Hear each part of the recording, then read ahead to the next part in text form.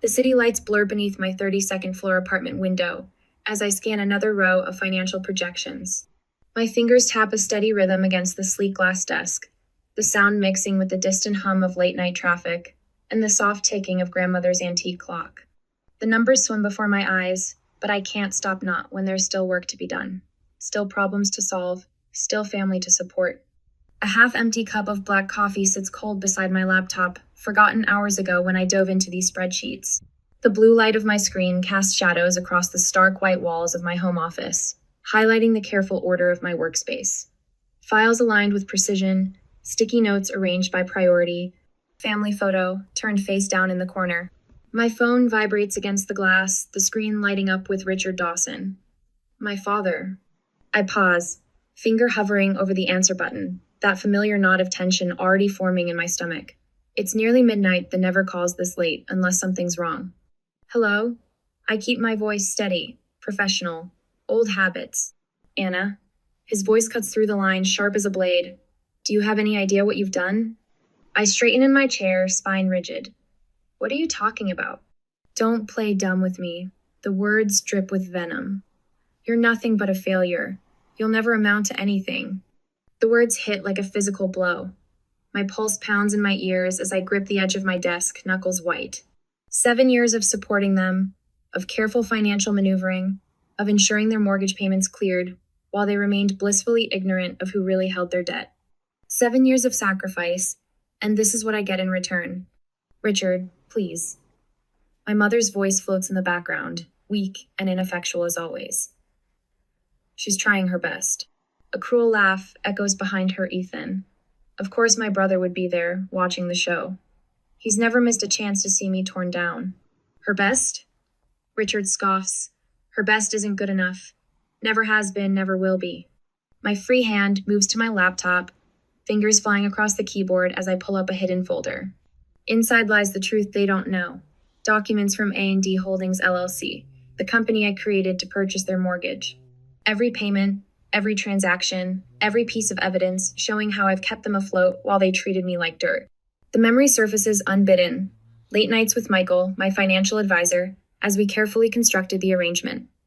The paperwork filed in secret, the accounts established under the radar. All to protect them, to keep their home safe.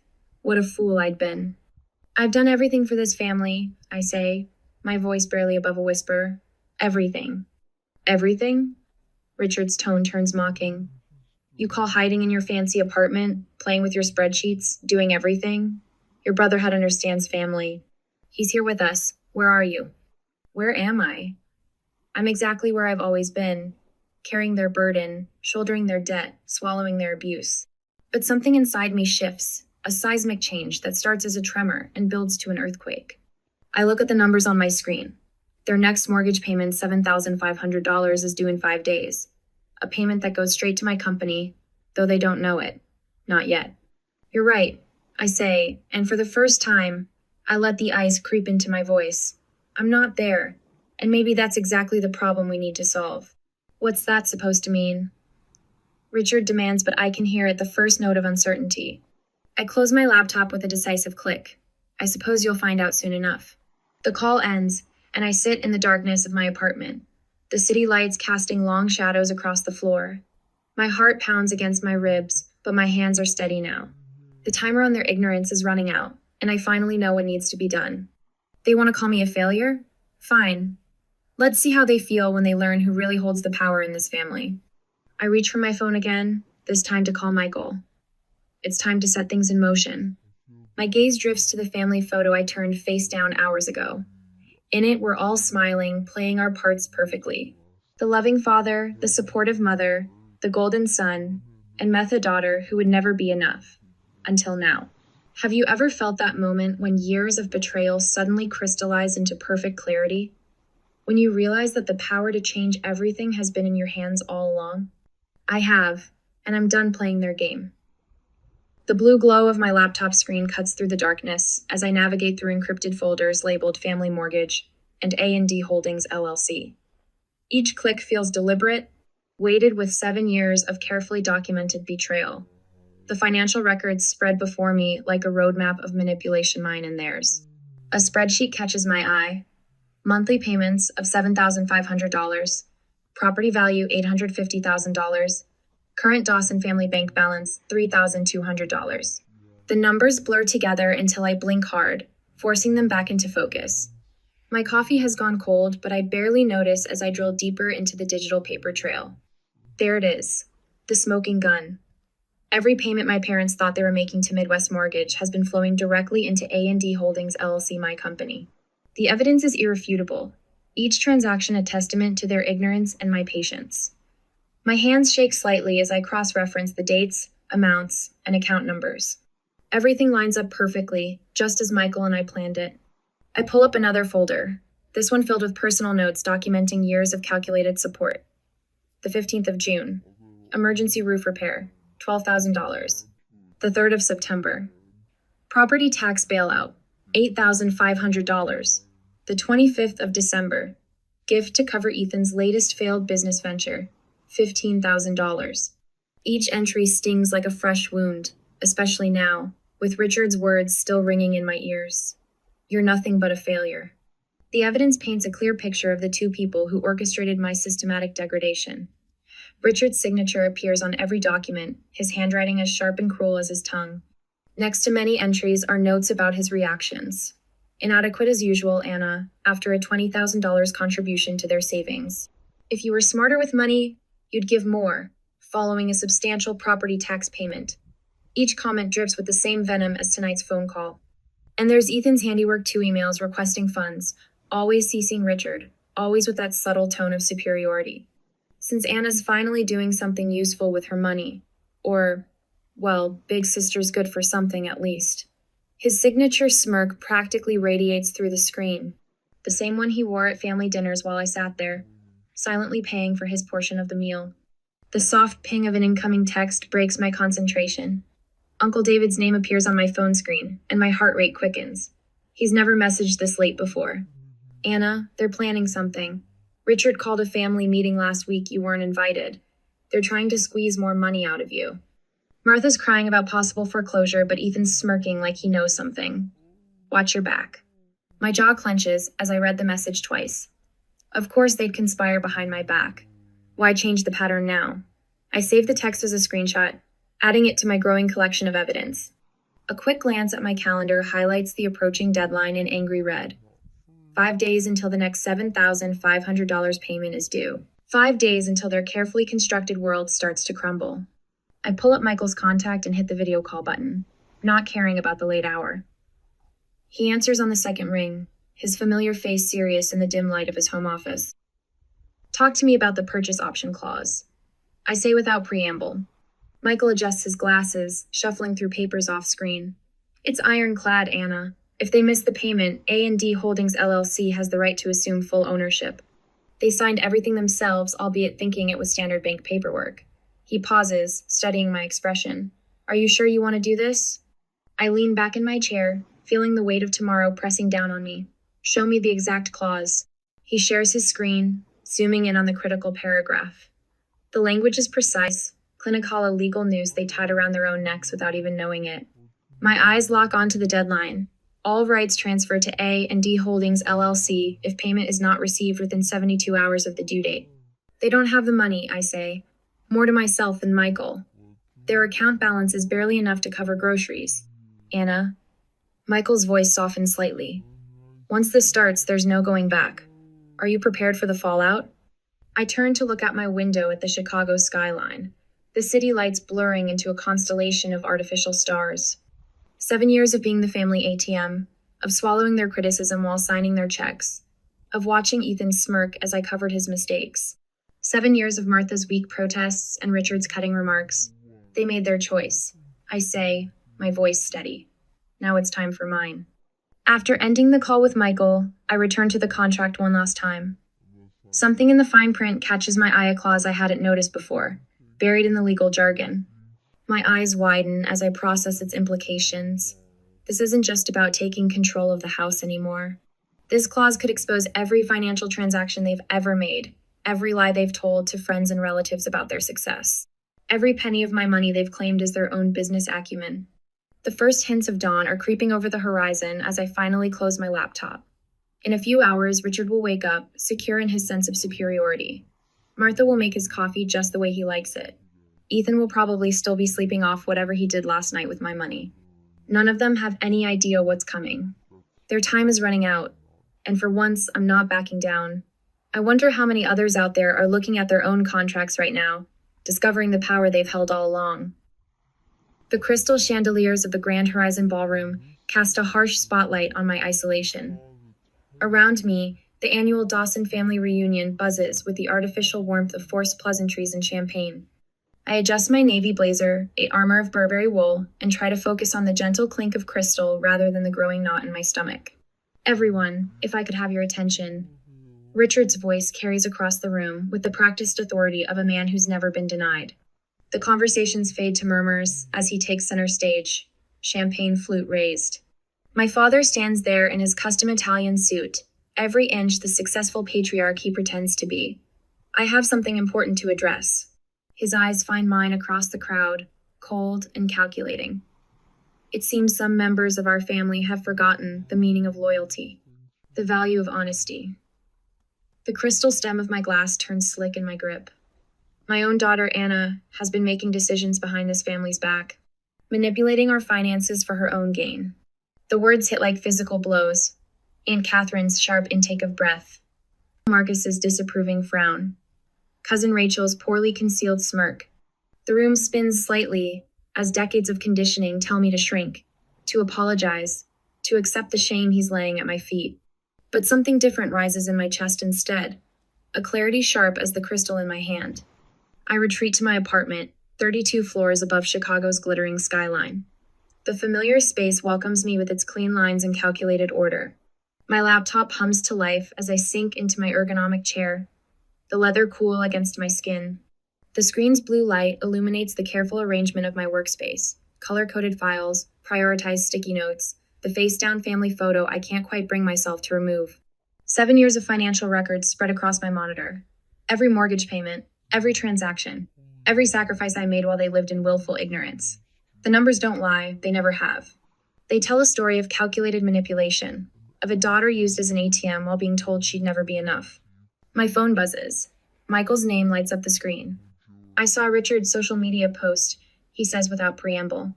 Anna, this is getting out of hand. It was always out of hand, I reply, my voice steadier than I feel. I just didn't want to see it. The mortgage payment is due in 3 days. What's your play? I open the secure folder containing all documents from A&D Holdings LLC. I'm done being their safety net. It's time they learn who really holds the power in this family. The Michelin-starred restaurant feels like a battleground disguised in white tablecloths and sterling silver. Richard chose it, his favorite place to perform, to keep up appearances. Mother sits beside him, hands clasped tightly in her lap. Ethan lounges in his chair, radiating smug superiority. The perfect family tableau. You've gone too far this time, Richard begins, his voice pitched low enough not to carry to neighboring tables. These stunts of yours, these childish attempts at rebellion. Stunts? My laptop opens with a decisive click. Let's talk about stunts, Father. Like the fact that every mortgage payment you've made for the past 7 years has gone directly to my company. A company you never bothered to investigate because you were too busy telling me I was worthless. The color drains from his face. Mother's water glass trembles. Ethan sits up straight for the first time all evening. That's impossible, Richard sputters. The payments go to A&D Holdings LLC. The words taste like victory on my tongue. Check your records. Every payment, every document, every transaction. I own it all. Back at the office the next morning, Samantha appears in my doorway, tablet in hand. You need to see this. She slides into the chair across from my desk, her usual professional demeanor tinged with urgency. Someone leaked the documents. All of them. They're everywhere. My screen fills with social media notifications, screenshots of financial records, email chains, bank statements, 7 years of careful documentation splashed across every platform. Number Dawson family secret is trending. I've already contacted HR and legal, Samantha continues. Your position here is secure. We're prepared to release a statement supporting you if needed. Michael calls next, his voice tight with controlled energy. The story's gone viral. 3 news outlets have reached out for comment. But Anna, that's not all. A pause. Your father's trying to claim the contract's invalid. Says he'll challenge it in court. Let him try. I pull up the purchase agreement, the familiar words sharp and clear. Get everyone together. Tonight, we're ending this. The conference room fills with quiet purpose as Michael arrives with our legal team. Papers spread across the polished table like battle plans. Every clause, every provision, every carefully crafted sentence designed for this moment. Here. Michael's finger stops on a paragraph buried in the fine print, the purchase option trigger. If they miss this payment, you don't just own the mortgage, you own everything. The city lights blur beyond the glass walls as we work through the night. Each document becomes a weapon, each signature a shield.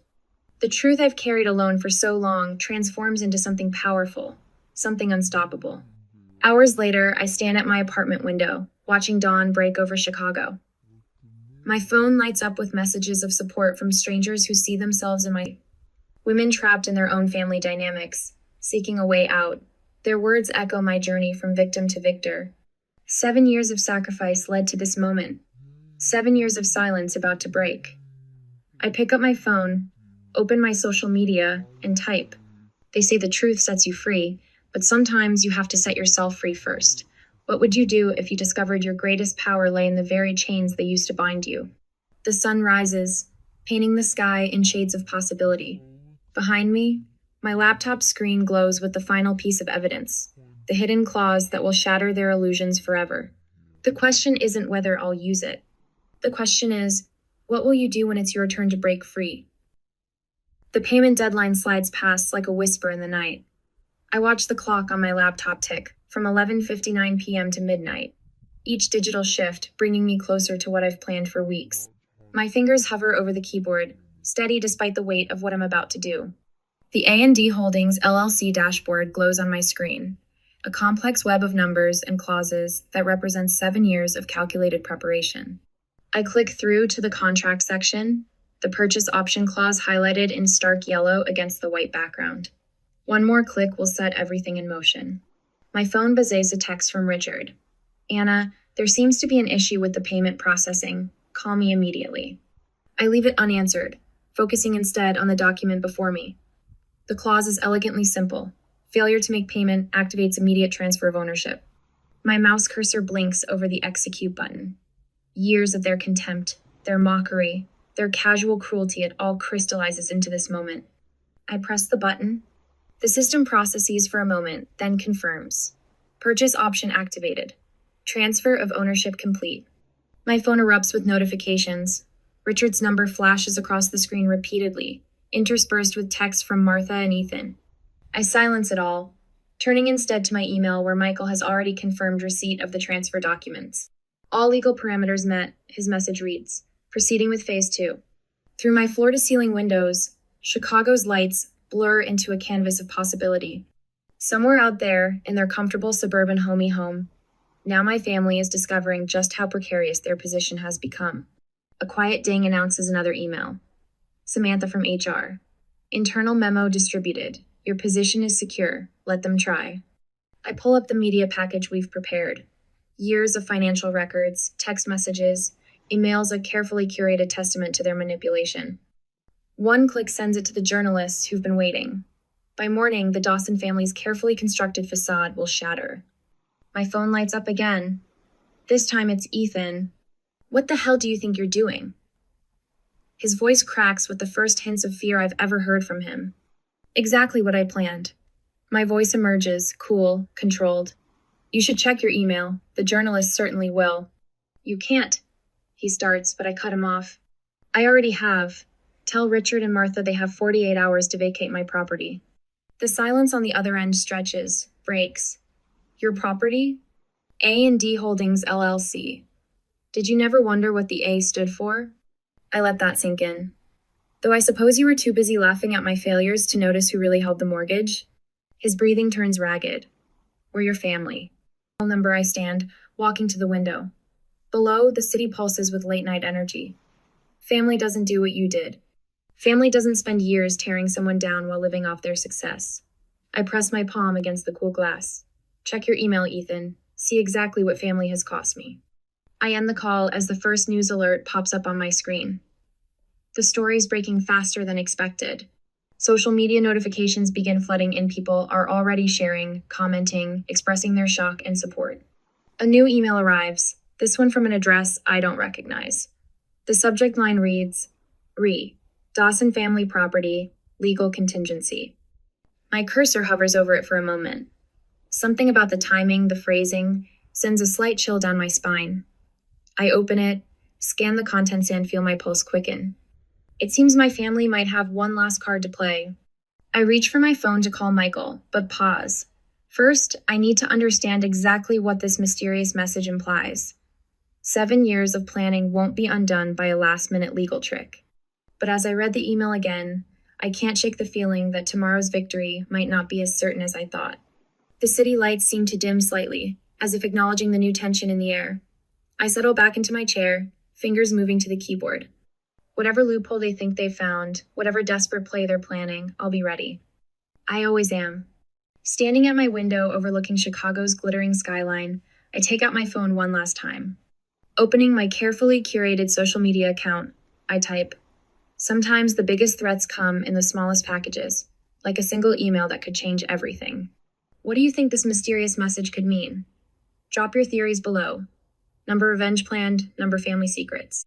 The responses start flowing in immediately. They have no idea how right or wrong they might be. The downtown Chicago courthouse looms before me, its glass facade reflecting the morning sun. My heels click against marble as I stride through security, laptop bag slung over my shoulder. The weight of the evidence inside feels satisfying. 7 years of documentation, every transaction meticulously recorded, every conversation backed by timestamps and signatures. My phone buzzes. Michael's message flashes across the screen.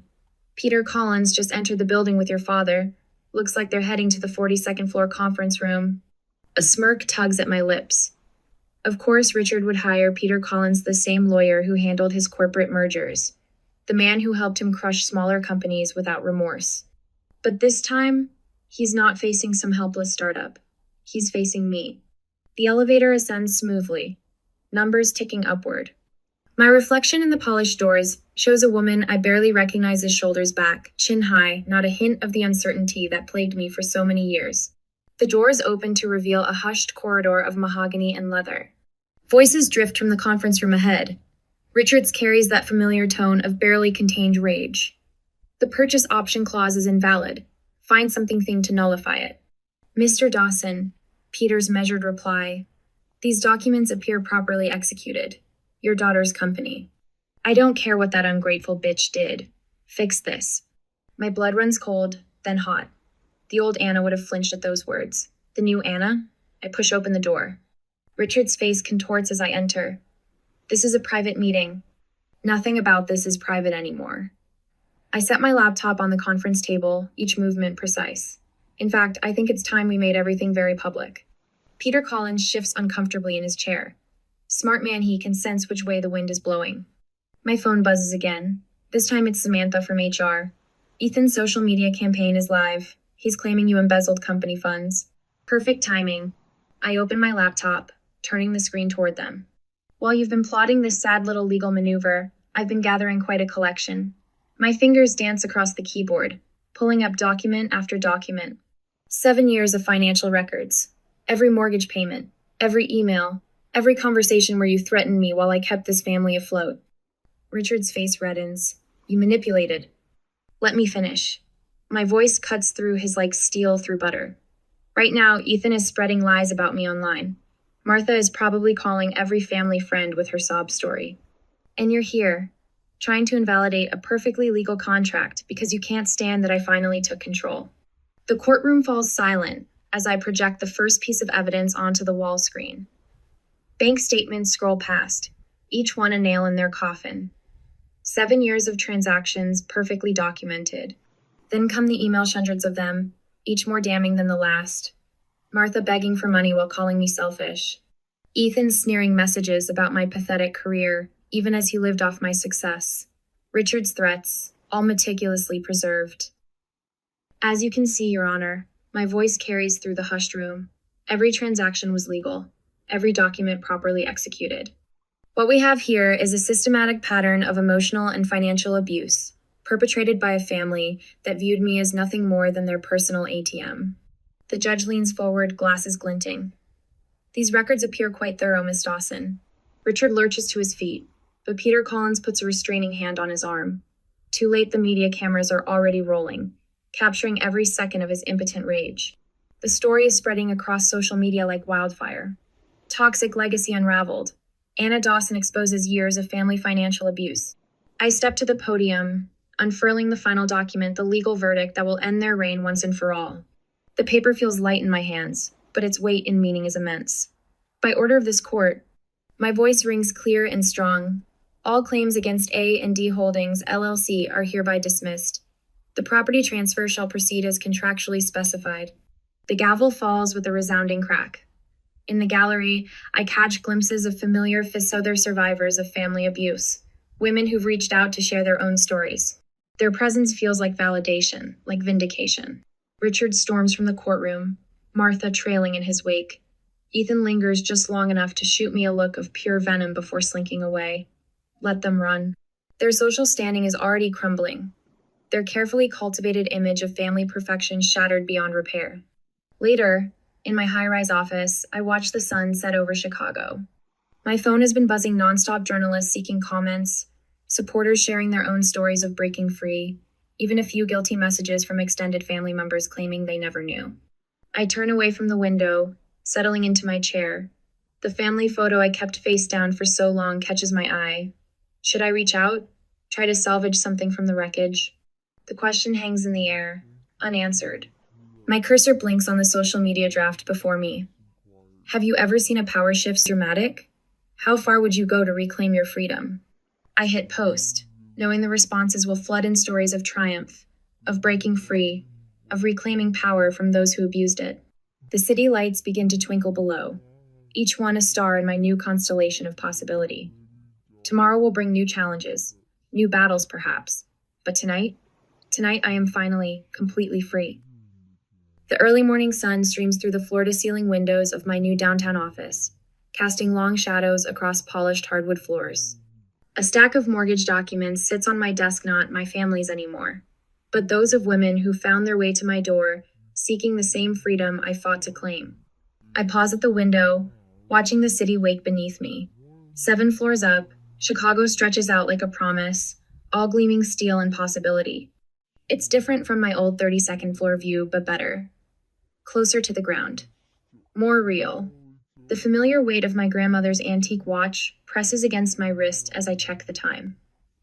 My first mentoring session starts in an hour, a young woman trapped in financial abuse by her stepfather. My throat tightens. I know that story too well. A text from Michael lights up my phone. Ready for the Women's Financial Empowerment Workshop tonight? I smile, remembering the last session. 20 women, each carrying their own version of the chains I once wore, learning to break free. My reply is quick, always ready. The elevator dings and Samantha steps into my office, carrying 2 cups of coffee. Her presence still surprises me, sometimes how easily friendship can bloom once you stop expecting betrayal around every corner. Thought you could use this, she says, setting 1 cup on my desk. Big day ahead. I nod, taking in the aroma of fresh coffee. So different from those cold, forgotten cups in my old home office, back when work was an escape rather than a mission. Have you seen the latest? She pulls up a social media post on her phone. It's from one of our workshop graduates, a photo of her holding up house keys, caption reading, "First home in my name. Thank you, Anna Dawson, for showing me the way." The image blurs slightly as unexpected tears prick my eyes. I blink them back, professional mask firmly in place. That's what it's all about. Later that evening, I stand in front of the old Dawson family home. The facade is the same red brick, white trim, manicured lawn, but it feels smaller now, less imposing. The shadows that once seemed to reach for me with grasping fingers are just shadows. I trace my fingers along the iron gate, remembering that last phone call from Richard. You'll never amount to anything. His words echo differently now, hollow and meaningless against the reality of what I've built. Through the window, I catch a glimpse of the study where it all began. The same room where I sat, night after night, orchestrating their financial stability while they plotted my downfall. Now it's just a room, stripped of its power to hurt me. The sun begins to set as I make my way toward the restaurant where Michael, Samantha, and Uncle David are waiting. Our weekly dinner tradition born from the ashes of toxic family ties. Real family, chosen family. A young woman hurries past me on the sidewalk, phone pressed to her ear, voice trembling. I'm sorry, Dad. I'll try harder, I promise. I stop, recognition hitting me like a physical blow. The hunched shoulders, the desperate need to please I know that dance too well. Excuse me, I call out softly. She turns, startled. I couldn't help overhearing. If you need someone to talk to. I hand her my business card, watching understanding dawn in her eyes. Are you really? She glances at the card, then back at me. Yes, I say simply. And I can help. The city lights begin to twinkle as I finally reach the restaurant. Through the window, I see my chosen family at our usual table, Michael, reviewing documents even at dinner, Samantha laughing at something Uncle David has said. The sight fills me with a warmth that has nothing to do with obligation or blood. I pause for a moment, taking in the view. The Chicago skyline spreads before me, a glittering canvas of possibility. Somewhere in that urban maze, another woman is gathering the courage to break free, and I'll be ready to help her write her own story of liberation. This is what victory really looks like, not the destruction of those who hurt you, but the creation of something stronger from the wreckage they left behind. The next morning, I stand at my office window as dawn breaks over Lake Michigan. The sun crests the horizon in a burst of gold and pink, painting the sky in colors of rebirth. Light catches the windows of 1,000 buildings, each reflection a reminder of the countless stories of transformation waiting to be written. Have you ever wondered what freedom tastes like? It tastes like this: the first light of dawn, the sound of genuine laughter, and the knowledge that your scars have become a map leading others home.